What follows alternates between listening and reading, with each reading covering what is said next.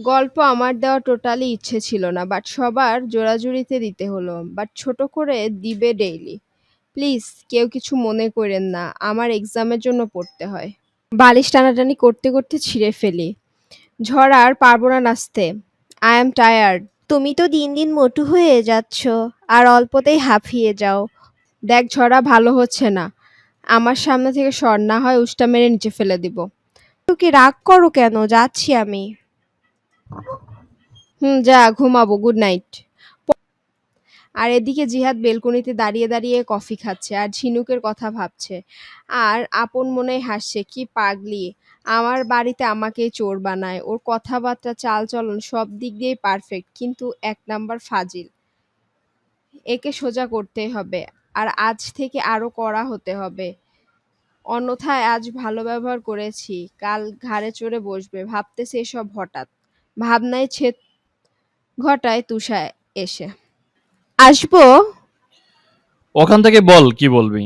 আমার কান আছে, শুনতে পারবো। চলো না আগামীকাল কোথাও ঘুরতে যাই। কাল আমার ভার্সিটি আছে, ঘুমাবো।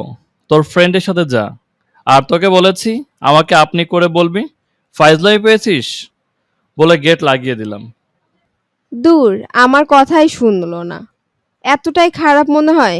ঝিনুকের জন্যই সব হয়েছে, ওকে আমি ছাড়বো না। আর এদিকে অসহ্য একটা মেয়ে, দিনরাত লেগেই থাকে, এত ইগনোর করি গায়ে মাখেই না। পরের দিন সকালে একটু তাড়াতাড়ি রেডি হয়ে খেয়ে ভার্সিটি চলে আসলাম। দেখি মুক্তাসহ আরো অনেকে ক্যাম্পাসে বসে আছে, আমিও তাদের সাথে বসলাম। কি রে, গতকাল স্যার কোথায় নিয়ে গেল? তাদের বাসায় নিয়ে গেছে, আর কোথায় বা নিয়ে যাবে। ওহ, ভালোই তো, স্যারের সাথে ভাব লাগিয়েছিস। কি বলতে চাস তুই? ধ্যাত, খেয়ে দে কাজ নেই, ওই বুড্ডার সাথে আমি কখনোই না। দেশি কি ছেলের অভাব পড়ছে নাকি? আর তখনই পেছন থেকে কে যেন হাই বলল। ঘুরে দেখি আর এক আপদ। হাই গাইস, কেমন আছো তোমরা? বাই পিয়াজ। আপনি ছাড়া সবাই ভালো আছে। আচ্ছা, তুমি এমন কেন? কেমন? আমার সুন্দর নামটা এভাবে ভেঙিয়ে বলো কেন?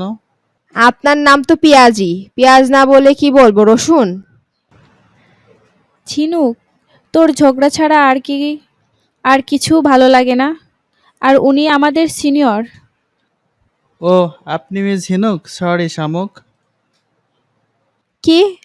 আমি শামুক? কে বলেছে আপনাকে আমি শামুক? রেগে বললাম। ও বুঝছি, শামুক খাদ্য সংকটে পড়ে ডাঙায় চলে আসছে। থাক থাক, আর বলতে যাব তখনই মনে হলো কে যেন আমার চুল ধরে ঝাঁকাচ্ছে। আমি শামুক তাই না? আমার নাম উল্টিয়ে বলা না। আজ দেখাবো কে বাঁচায় তোকে। বলে পিয়াসের চুল ধরে ইচ্ছে মতো ঝাঁকড়াচ্ছি। আরে আরে ছাড়ো, আমার চুল ছিঁড়ে যাচ্ছে। আচ্ছা আচ্ছা, আর বলবো না। এদিকে জিহাদ মাত্রই গাড়ি থেকে নেমে অফিস রুমের দিকে যাবে, দেখে ক্যাম্পাসের দিকে চিল্লাচিল্লির আওয়াজ। মনে হচ্ছে ঝিনুক চিল্লাচ্ছে। হ্যাঁ, তার ধারণাটাই ঠিক। পিয়াসের সাথে হাসাহাসি করতে আবার চুলও ধরেছে। কি পরিমাণ সাহস ওর! আজ ক্লাসে যাক, পুরো ক্লাস দাঁড় করিয়ে রাখবো। আর শাস্তি তো আছেই। জিহাদ জিদে হাত মুঠি করে চলে যায়।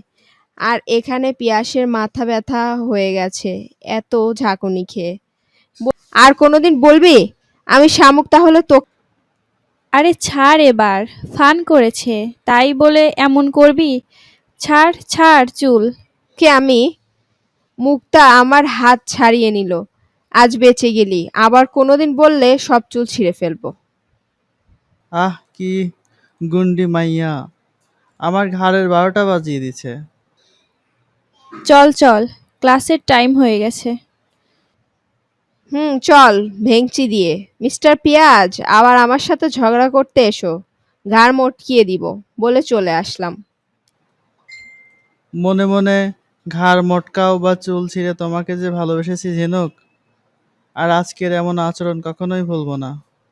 তোমাকে আমার করেই নিব, বড্ড বেশি ভালোবেসেছি। বলে মুচকি একটা হাসি দিল। আমি, মুক্তা আরো কয়েকজন মিলে ক্লাসে আসলাম।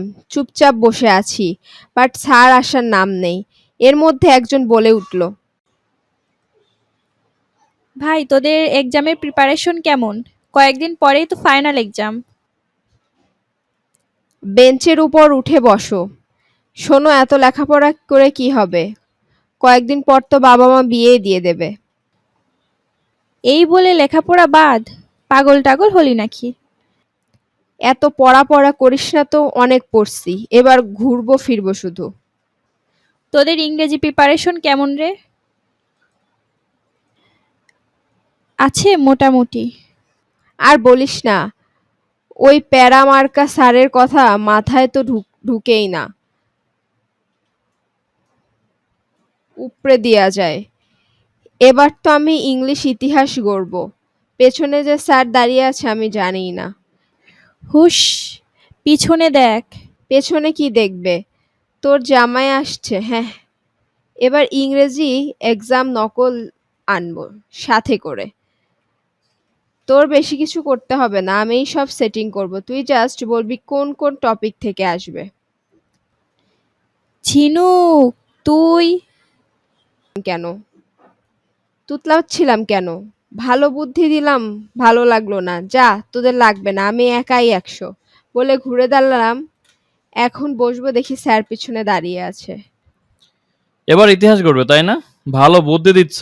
এবার নকল করবে তাই না? Stand up. দাঁতে দাঁত চেপে বললাম, একে তো সকালে যা করেছে মেজাজটাই খারাপ, এখন আবার নকল করার বুদ্ধি আসছে। স্যার, আসলে আমি তো ফান করছিলাম। Stand up. একটা কথা বলবে না তুমি। কান ধরো আর বেঞ্চের উপর দাঁড়াও। আর দাঁড়িয়ে দাঁড়িয়ে পড়া বলবে, আর না পারলে শাস্তি দ্বিগুণ হবে।